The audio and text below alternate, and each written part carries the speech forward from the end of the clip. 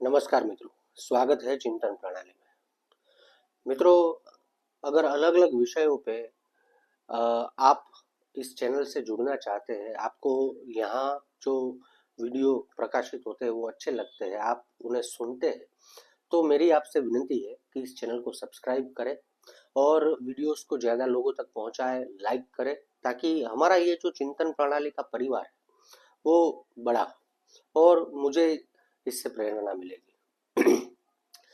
मित्रों, आज जो बात करनी है वो बात करनी है कांग्रेस के छिछोरेपन की। जी हाँ, तो बात ये है कि इस सप्ताह में दिल्ली के भारत मंडपम में विश्व का सबसे बड़ा आर्टिफिशियल इंटेलिजेंस का समिट हुआ। विश्व का सबसे बड़ा, जहां बड़ी बड़ी आईटी कंपनीज के सीईओ आए हुए थे, बहुत सारे राष्ट्राध्यक्ष आए हुए थे, प्रधानमंत्री भी वहां पे गए थे।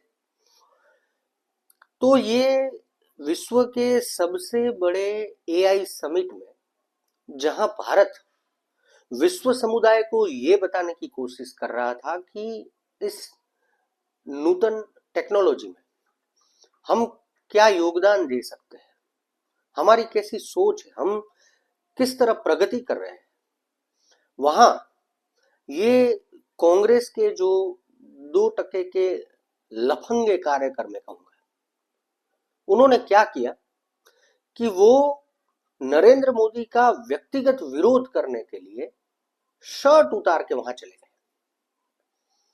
नंगे तो वो है, हम जानते हैं, लेकिन उन्होंने विश्व समुदाय के सामने अपना नंगापन दिखाया और विरोध के चक्कर में राष्ट्रद्रोह का कार्य किया।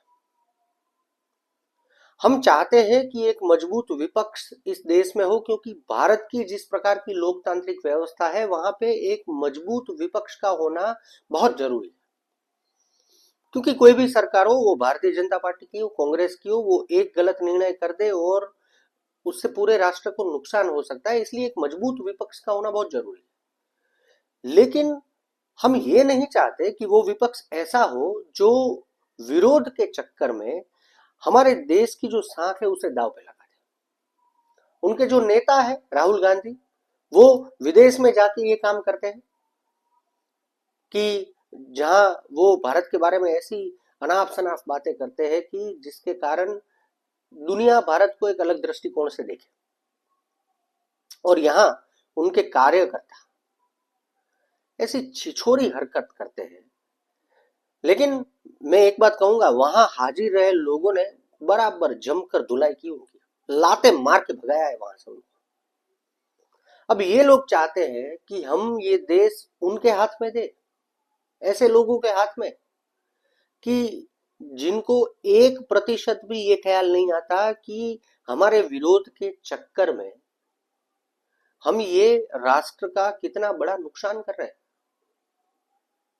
जहां हम पूरे विश्व को ये बताना चाह रहे थे कि भाई देखिए, हमारी मानसिकता बदली है और हम किस तरह इस दिशा में अब अग्रसर है, वहां आप दुनिया को ये बता रहे हो कि अभी भी हम वहीं पे हैं, व्यक्तिगत विरोध के चक्कर में।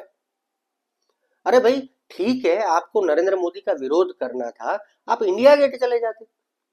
आपको नरेंद्र मोदी का विरोध करना था, आप पार्लियामेंट के बाहर विरोध कर लेते, प्रधानमंत्री आवास के बाहर कर लेते, अन्य किसी प्रधानमंत्री के कार्यक्रम में कर लेते।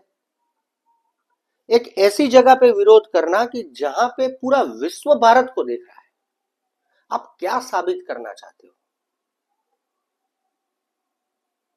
ये जो डीप स्टेट वाली बात है ना, जॉर्ज सोरोस वगैरह के नाम जो हम सुनते हैं, ये सत्य है मित्रों। क्योंकि ये जो समिट हो रहा था, इससे बहुत सारे देश जो है वो खुश नहीं थे, क्योंकि ये समिट भारत में हो रहा था।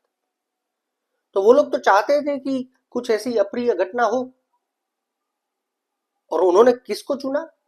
कांग्रेस को, क्योंकि वो जानते थे कि ये अगर कार्य कोई कर सकता है तो वो कांग्रेस कर सकती है।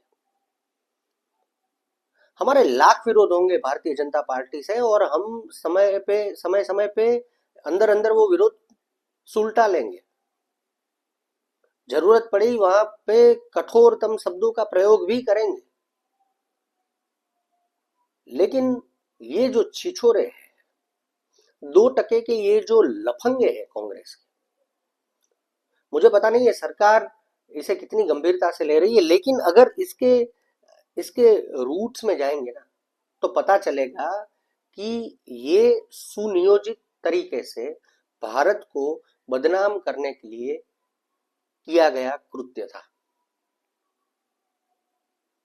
मित्रों, आंखें खुली रखें, सरकार का विरोध करते रहेंगे, उनके गलत फैसलों का विरोध करते रहेंगे, लेकिन ये जो लोग हैं, इन लोगों को उसका फायदा नहीं उठाने देंगे। ये देखते रहना है।